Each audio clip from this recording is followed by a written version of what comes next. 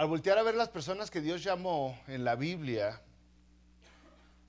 hay diferentes temas que le podríamos poner como títulos. Yo batallé mucho, porque por ejemplo pensé, voy a ponerle siervos de Dios. Y luego se me vino a la mente, no, esa palabra de siervos está bien mal empleada el día de hoy. Cualquier religioso dice siervo de Cristo. ¿Cuál siervo de Cristo? Eres siervo de tus pasiones y siervo de tus lujurias y siervo de tu cartera. No eres un siervo de Dios. Porque la palabra siervo significa sirviente. Entonces pensé, vamos a ponerle sirvientes de Dios. Pero luego, como son bien llorones algunos, dije, no, van a decir, yo no soy sirviente de nadie. Y entonces dije, bueno, tengo que ser un poquito más educado con mis palabras. Vamos a ponerle vasallos de Dios. Y luego me acordé de dónde vienen y dije, no me van a entender. Dije, sí. ¿Dónde vienen algunos? No, o sea, no todos. Pero dije, no van a entender vasallos. Entonces, concluimos con un tema más fácil, llamado por Dios. Y llamado porque lo vamos a tratar de una manera individual. ¿Ok? Fíjese, para empezar, para ser llamado por Dios, vemos algunas características. Al observarlos a todos ellos, a todos estos personajes bíblicos, que fueron unos siervos de Dios, unos hijos de Dios, unos llamados por Dios, vemos características que son similares entre uno y otro, y entonces llegamos a conclusiones de que nosotros las deberíamos de tener para ser también llamados por Dios. Por ejemplo, hemos visto que en el Nuevo Testamento a los llamados por Dios, y cuando digo por Dios estoy hablando que Dios trató con ellos de una manera muy personal. A diferencia de llamados de Dios, sería que Dios mandó una carta con un mensajero para que le llegara a aquellos. Pero llamados por Dios es que Dios, cuando iba Pablo en el camino, ¡pum!, se le apareció y él mismo le dio el mensaje. En el Nuevo Testamento hemos visto una palabra que se usa mucho y que ellos mismos, Pedro, Pablo, Santiago, todos ellos usan para describirse a ellos. Y Reina Valera dice siervo, ¿ah? Pero en realidad, esa palabra que hemos dicho que es dulos, significa esclavos. Entonces también podríamos ponerle esclavos de Dios. Esclavos de Dios. Y a mucha gente no le gusta. Pero hay otra palabra, eso es en griego, Dulos es en griego, porque el Nuevo Testamento se escribió en griego. Y significa esclavos, no significa siervos. Aunque todos los esclavos eran siervos. No todos los siervos eran esclavos. En el Antiguo Testamento hay otra palabra que se usa continuamente para describir a todos estos personajes. Y esta palabra en hebreo es la palabra Ebed. Y o sea, no entendemos mucho qué significa eso de Ebed. Pero la palabra Ebed significa esclavo. Y cuando habla que Elías era un siervo de Dios en Reina Valera, dice un Ebed de Dios. Cuando dice la palabra de Dios que Isaías fue un siervo de Dios, dice un Ebed de Dios, un esclavo de Dios, un sirviente de Dios, alguien útil de Dios, alguien que trabaja para Dios. Entonces otro título podría ser los trabajadores de Dios. O sea, porque usted no va a encontrar en la Biblia a personas que se consideran que tuvieron el llamado de Dios, que son siervos de Dios, pero que no hacen nada. Todos ellos son trabajadores de Dios. Todos, de alguna manera u otra, fueron trabajadores, estuvieron trabajando por Dios. Y entonces empezamos a ver las características, ¿ok? Y nos damos cuenta de una característica cuando Dios llamó a una persona y a otra persona y a otra persona y a otra persona a través de los siglos, a través del milenio, tras milenio. Una característica que siempre se repite es que todos ellos, o la gran mayoría cuando se escribe, todos ellos cuando se escribe que obtuvieron el llamado, eran personas que estaban trabajando. Todos ellos eran literalmente trabajadores. Ninguno de ellos tenía las piernotas en alto, viendo Netflix, esperando a que le cayera la bendición del cielo. Y le voy a dar unos ejemplos para que no diga que le estoy así como que inventándole. Por ejemplo, Moisés. Cuando Dios le habló a Moisés, que andaba allá en el monte, ¿qué andaba haciendo Moisés? pastoreando. Literalmente andaba cuidando el ganado de ovejas, el rebaño, gracias, el rebaño. Fíjese, la palabra de Dios en Éxodo capítulo 3, el versículo 1 y 2 dice: apacentando Moisés las ovejas, llegó hasta Horeb, monte de Dios. Versículo 2: y se le apareció el ángel de Jehová en una llama de fuego en medio de una zarza. Estaba trabajando. Samuel, y nomás le voy a dar uno que otro. Samuel, ese que era bien chiquito, un niño, cuando Dios le habló. Dice la palabra de Dios que cuando Dios le habló a Samuel, Samuel era el que hacía la limpieza en el santuario, el que limpiaba. Ahí en 1 Samuel capítulo 2, versículo 18 dice: y el joven Samuel ministraba en la presencia de Jehová. Ahora, los religiosos el día de hoy, algunas de nuestras religiones, cuando escuchan que Samuel ministraba, luego empiezan a decir: acércate a Jehová. Eso no es ministrar, brother. Eso no, pero los religiosos así lo entienden, como que ministrar es tratar con las personas, con sus emociones y con sus traumas. Pero ministrar significa, exactamente, servir. Era el que limpiaba, era el que servía. Dice: el joven Samuel ministraba en la presencia de Jehová vestido de un efod de lino. Capítulo 3, versículo 1. El joven Samuel ministraba a Jehová en presencia de Elí, y la palabra de Jehová escaseaba en aquellos días. No había visión con frecuencia. Versículo 4 del capítulo 3. Jehová llamó a Samuel y él respondió: heme aquí. Samuel estaba trabajando, y eso que era un niño. Oye, a nuestras criaturitas de 22 años le decimos: no, mijo, no tires la basura, yo la tiro, te vas a quebrar una uña, mijo. Pero en ese tiempo aún desde chiquitos trabajaban. Dios le habla a las personas trabajadoras. Usted no va a ver, no va a encontrar en la Biblia que Dios le hable Dios le llame a un perezoso, a un chillón, no, con excepción de Jeremías. Pero era chillón de otro tipo. Pero sí trabajaba. Eliseo, otro ejemplo. Cuando Dios le llama a Eliseo, si vamos nosotros a la palabra de Dios en 1 Reyes, capítulo 19, versículo 19, dice esto: partiendo él de ahí, está hablando de Elías, partiendo él de ahí, Elías, halló a Eliseo, hijo de Safat, que araba con 12 yuntas delante de él, y él tenía la última. Y pasando Elías por delante de él, echó sobre él su manto. Entonces, dejando él, Eliseo, los bueyes, vino corriendo en pos de Elías. Ay, chambeadores estos. Y podemos seguir viendo la palabra de Dios y nos damos cuenta que es una característica de todos estos siervos de Dios. Gedeón estaba trabajando cuando se le aparece el ángel del Señor. Pedro, cuando Jesucristo lo llama, estaba pescando. Igual que Mateo estaba cobrando impuestos, estaba trabajando, y Pablo andaba también trabajando en camino a Damasco, iba haciendo su trabajo Pablo en camino a Damasco. Todos estos personajes tienen una característica, y es que trabajan. Dios llama a trabajadores a trabajar.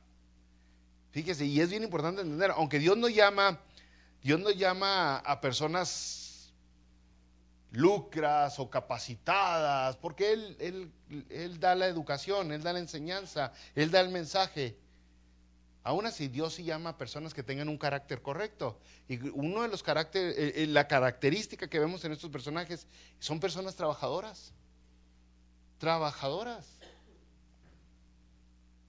Hay gente que quisiera ser grande y nomás sueña con ser grande, pero no hace nada para llegar ahí.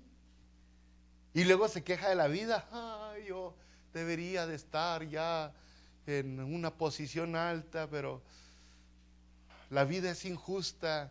No, tú eres flojo por eso. Muy diferente, ¿no? Entre ser... la vida sí es injusta, pero es muy diferente a aquellos que se han sacrificado, entregado, trabajando, quemándose las pestañas, desmadrugándose, dándose en la torre por alcanzar algo. Aquellas personas que simplemente esperan que el gobierno, que la mamá o que alguien les traiga.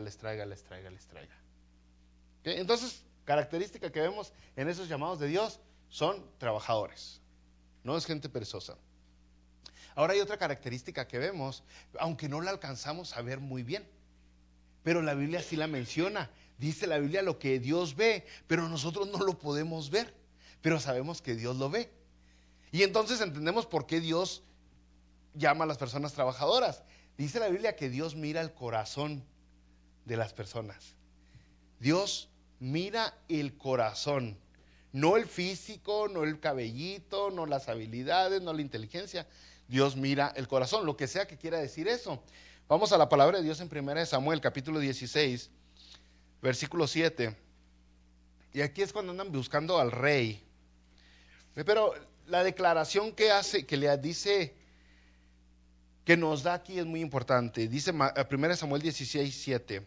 Porque Jehová no mira lo que mira el hombre, pues el hombre mira lo que está delante de sus ojos, pero Jehová mira el corazón.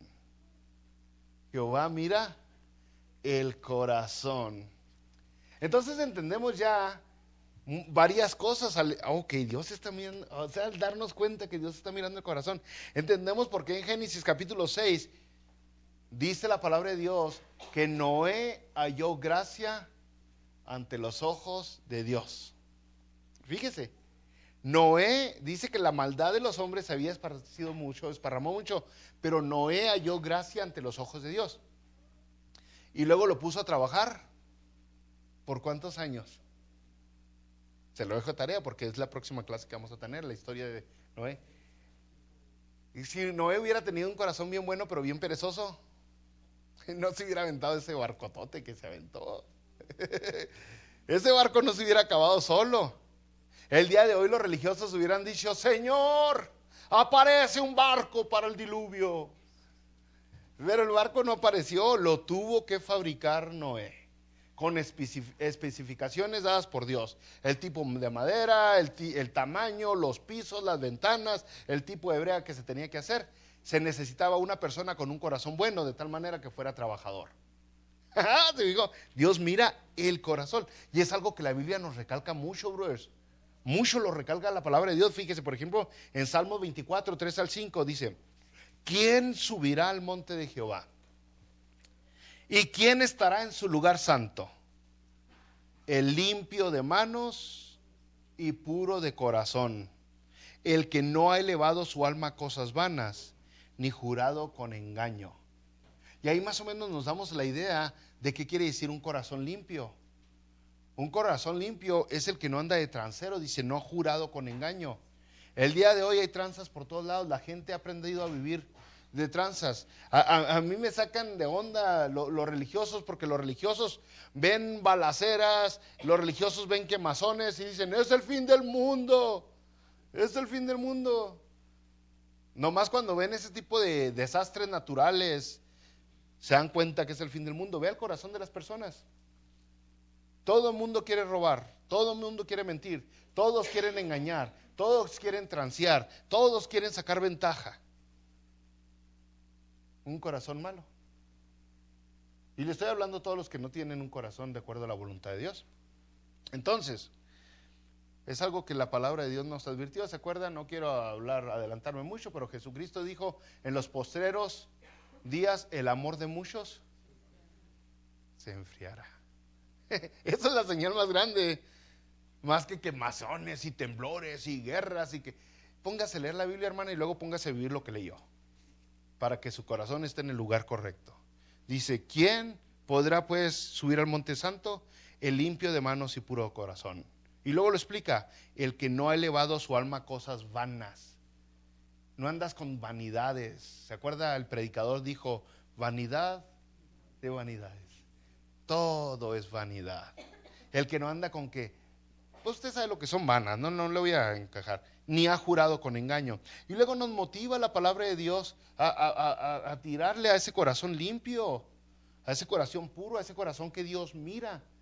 En Santiago, en el capítulo 4 de Santiago, en el versículo 8, nos dice, acercaos a Dios y Él se acercará a vosotros. Pecadores, limpiad las manos, y vosotros los de doble ánimo, purificad vuestros corazones. Si se fija, está repitiendo de alguna manera Salmo 24, 3 al 5. ¿Cómo?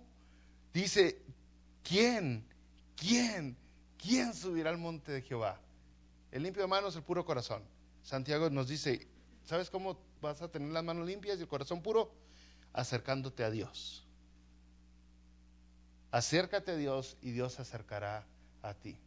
Y es lo que vemos entonces en las personas que eran llamadas por Dios, que son llamadas por Dios. Son personas que verdaderamente buscan a Dios. Son personas que buscan tener una relación con Dios. Son personas que han puesto a Dios en un lugar privilegiado, en un lugar donde verdaderamente se lo merece, donde Él corresponde. Bueno, otra vez vamos a recalcarle cómo podemos limpiar nuestro corazón. Salmo 51, versículo 10, el salmista dijo, crea en mí, oh Dios, un corazón limpio y renueva un espíritu recto dentro de mí. ¿Se fija cómo está pegado la moralidad, la ética con un corazón limpio? En el versículo 24 nos decía, ¿quién? Pues el de recto corazón. Ese es el que subirá a Dios. Pero, ¿a qué se refiere? Pues al que no hace tranzas, dice. Al que no es transero, al que no es injusto, al que no se enfoca en cosas vanas. Y ahora aquí el Salmo 51 dice, crea en mí, oh Dios, un corazón limpio y renueva un espíritu recto dentro de mí. Un espíritu recto. Alguien que vive en rectitud. Y la palabra rectitud otra vez casi no se entiende hoy. Alguien que busca hacer lo correcto. Que busca hacer lo correcto. No lo conveniente, sino lo correcto. Lo que está bien. Y entonces, lo que está bien delante de nosotros, no lo que está bien delante de Dios. Acuérdese que es Mateo 6, 33. Dice, más buscar el reino de Dios y su justicia. Ahí está, hacerlo justo delante de Dios. Crea en mí un corazón, un espíritu recto. Alguien que se deja andar con payasadas. Alguien que deja de andar buscando vengarse porque eso no es recto delante de Dios. O cobrárselas. Alguien que quiere dejar de tener rencor dentro de sí. Alguien que quiere dejar de mentir y de engañar para sacar ventajas de las cosas. Un corazón recto, dice, crea a Dios. Y ahí es la clave. Santiago nos dice, acércate a Dios. Y el salmista nos dice, le dice a Dios, crea, oh Dios, en mí un corazón recto. Es que no lo podemos tener por nosotros solos. Ese es el asunto. Podemos desearlo hasta cierto punto, pero no lo podemos adquirir. No podemos tener ese corazón.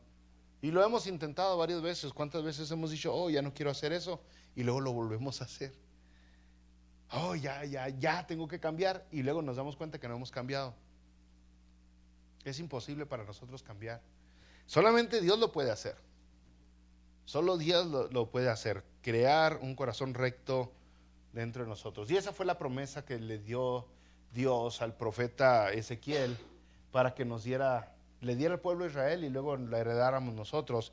En el capítulo 11, versículo 19 de Ezequiel, la Biblia nos dice, y les daré un corazón. Es Dios el que está hablando. Les daré un corazón y un espíritu nuevo pondré dentro de ellos. Y quitaré el corazón de piedra de en medio de su carne y les daré un corazón de carne. O sea, Dios lo que busca es el corazón correcto.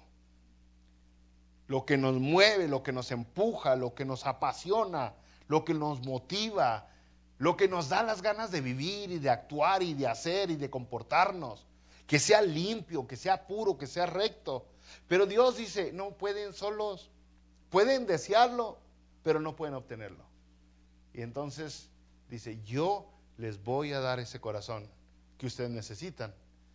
Y eso es lo bueno, esto está re suave. Eso está re bien, brothers, porque hay esperanza. Cuando volteamos a vernos a nosotros mismos, decimos, no puedo cambiar. Se nos va la esperanza, nos derretimos como mantequilla en la carretera en pleno verano. Pero cuando nos damos cuenta que el poder no viene de nosotros mismos, viene de Dios, la esperanza nace. Y sí puedo, porque mayor es el que está en mí. O sea, sí puedo. Y a la misma vez agradamos a Dios. Y si nos va bien, somos llamados por Dios. Llamados por Dios para algo grande, para algo que impacte las demás vidas. El Señor Jesucristo dijo en Mateo capítulo 5, versículo 8, bienaventurados los de limpio corazón, porque ellos verán a Dios.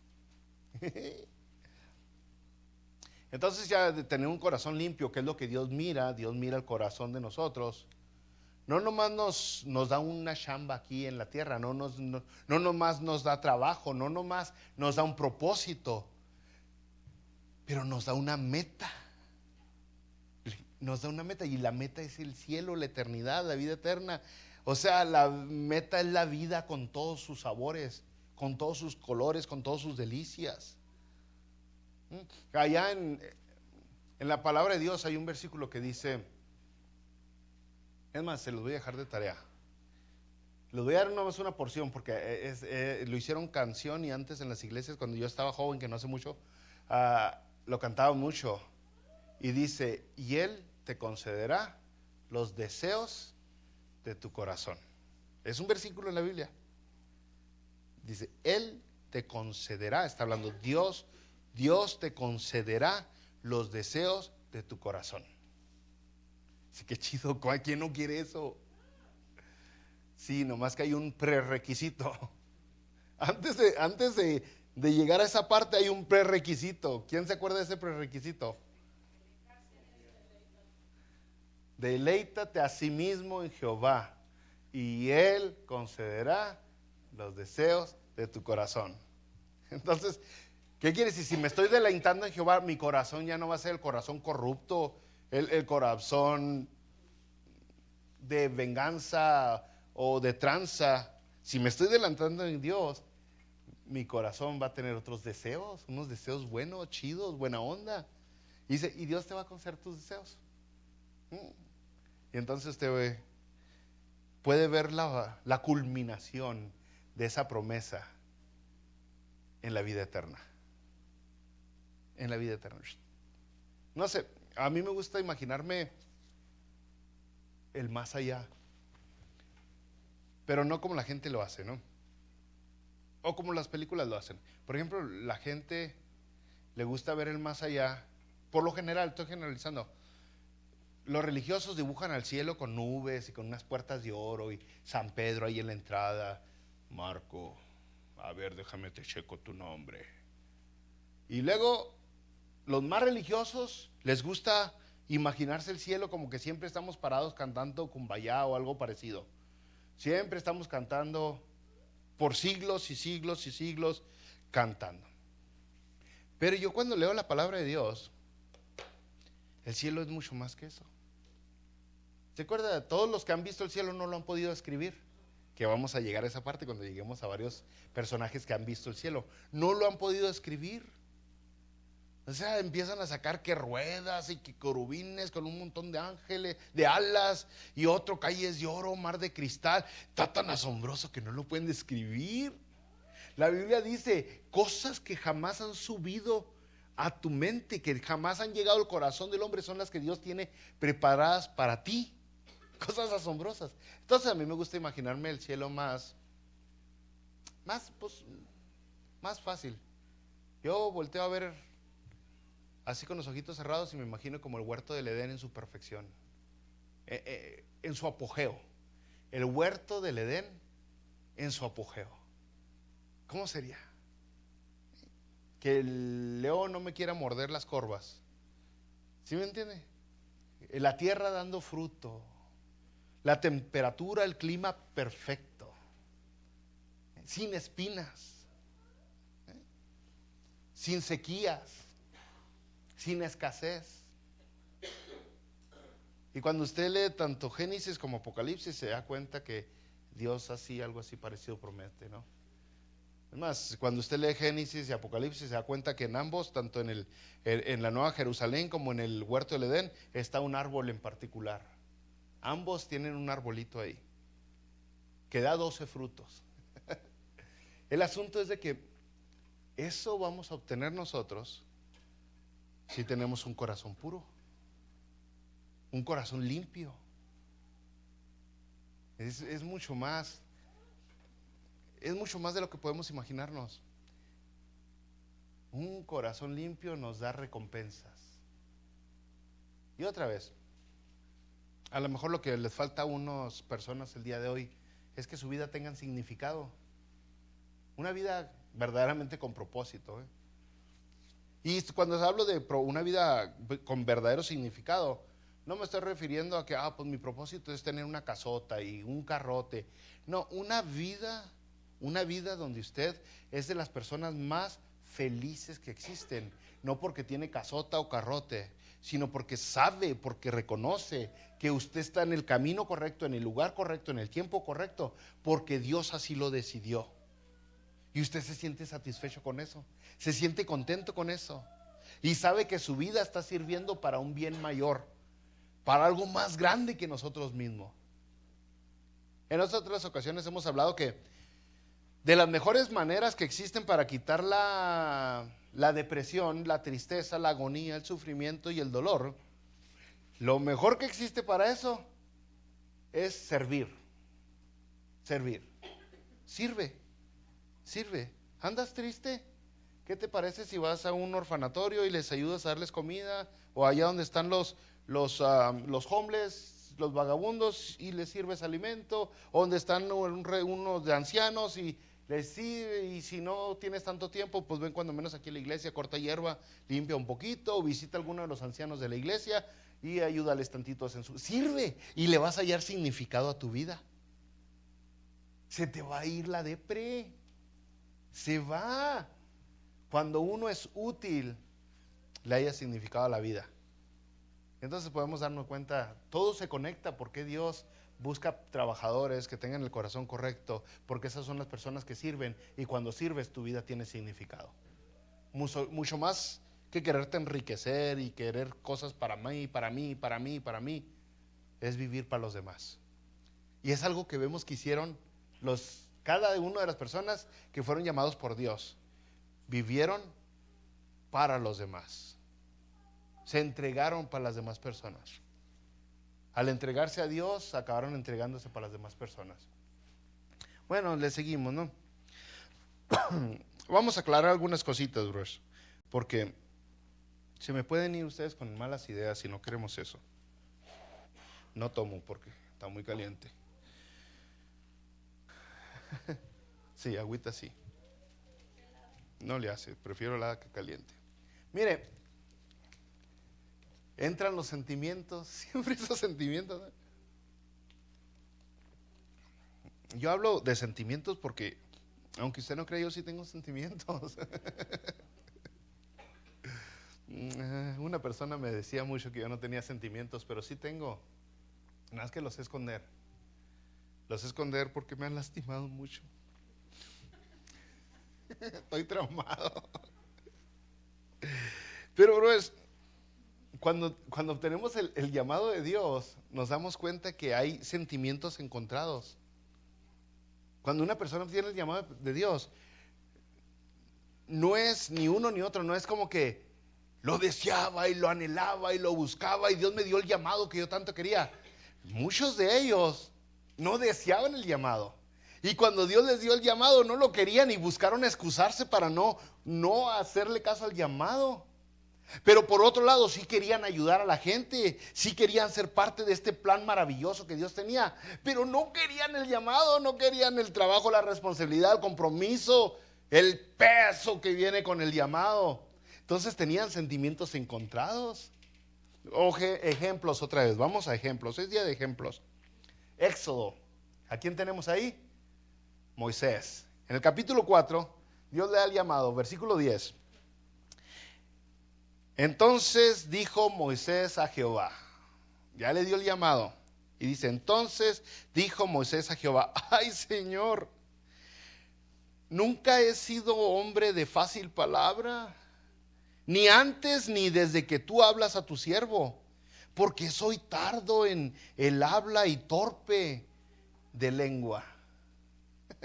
Muchos de ustedes ya se han dado cuenta que yo soy bien torpe para hablar.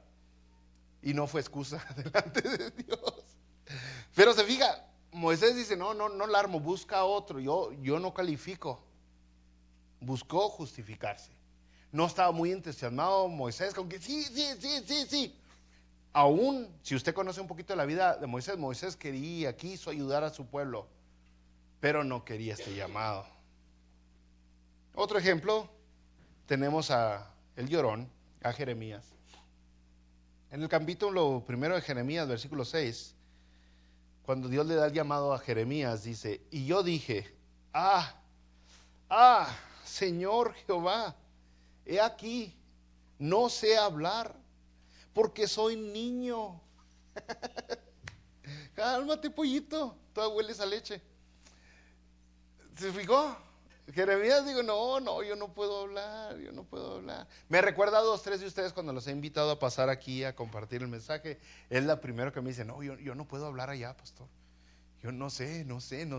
Es que eso es meramente lo que hacen los que son llamados por Dios. No es como que andan anhelando el pedestal. Sí, súbame, véanme. No quieren eso por lo general. Es lo que menos quiere una persona que es llamada por Dios. No quiere la atención. No quiere ser que el foco, que las luces estén sobre él.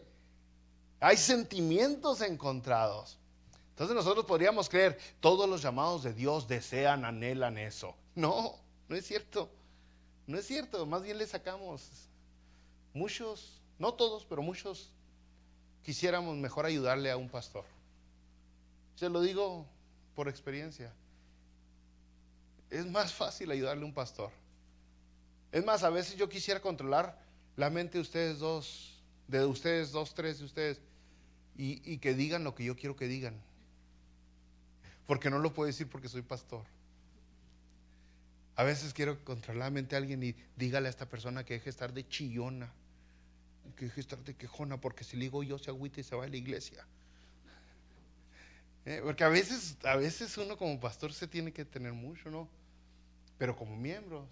Luego vienen, pues la hermana me dijo que soy chillona. Ya ve cómo es la hermana Luli, usted nomás hágale caso.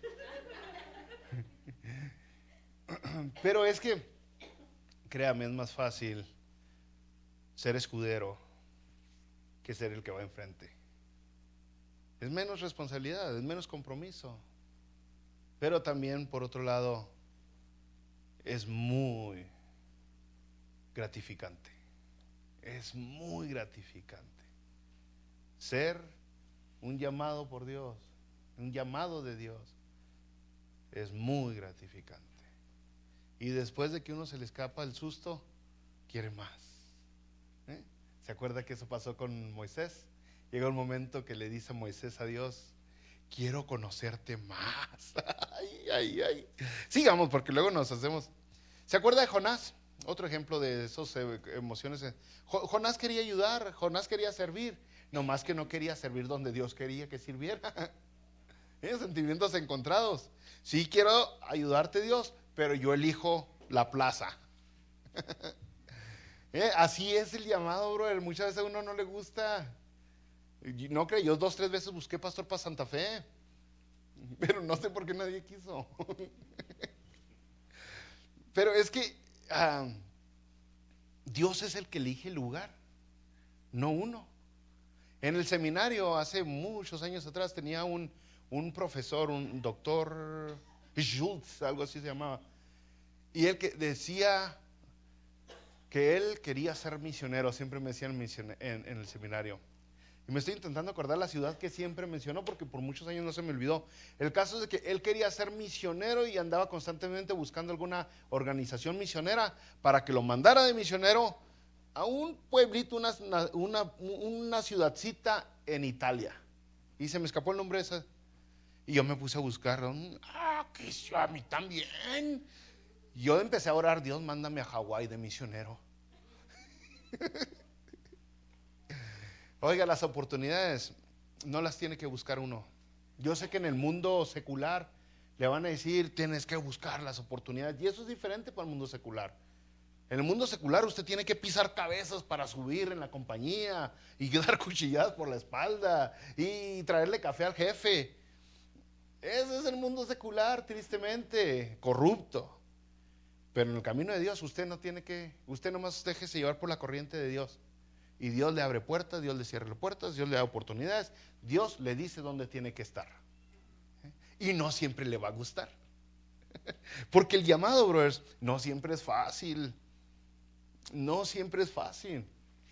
A veces es muy difícil. Y a veces no le digo, a veces es... Pero mire, Pablo decía así, el apóstol Pablo, en la primera carta de Corintios, en el capítulo 9, versículo 16, dijo Pablo, pues si anuncio el evangelio, no tengo por qué gloriarme, porque me es impuesta necesidad. Y ay de mí si no anunciare el evangelio. Dice, la verdad, dice Pablo, no lo estoy haciendo porque yo quiera. No, dice, ay de mí, ay de mí. Entonces hay que entender, el llamado que tuvieron cada uno de los siervos de Dios, tenían sentimientos encontrados siempre. Sí quiero, pero no creas que estoy muy motivado, ¿no? No creas que, oye, estoy de brincos.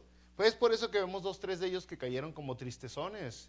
Llega un momento donde Elías cayó en una depresión bien profunda. Una depresión que pocos verdaderamente tienen. Llega un momento donde Juan el Bautista cayó muy triste. Pero usted se da cuenta que Dios mueve, bro, las cosas, porque el llamado que Dios le da a las personas es que Dios anda buscando dar una respuesta a la necesidad que hay. No está buscando Dios consentirlo y chiplearlo al que llama. Dios está intentando usar a esa persona para llenar una necesidad. De eso se trata el llamado, brothers. De eso se trata. Es por eso que vemos historias como aquella mujer que era reina y no sabía por qué era reina, hasta que su tío Mardoqueo le dice, por esto naciste, chiquita. ¿Cómo se llamaba? Esther. Le dice Mardoqueo, ¿quién sabe si para esto habrán nacido? Para librar al pueblo. Todas las circunstancias, toda su trayectoria, todo su camino la llevó a ese momento. Para esto había nacido Esther. Es que no se trata de que quieras o que no quieras, porque no es de emociones. Se trata de la voluntad de Dios. Y si tu corazón está en el lugar correcto, lo vas a hacer. Lo vas a hacer. En Isaías, en el capítulo 9, versículo 6, nos damos cuenta de que lo acaba haciendo porque el corazón está en el lugar correcto, porque ve la necesidad el que es llamado. En Isaías capítulo 6, versículo 8, acabamos de salir de Navidad y todavía ando medio navideño, ¿no? En Isaías 6:8 dice Isaías, después oí la voz del Señor que decía, ¿a quién enviaré? ¿Y quién irá por nosotros? Entonces respondí yo, heme aquí, envíame a mí. ¿Sí?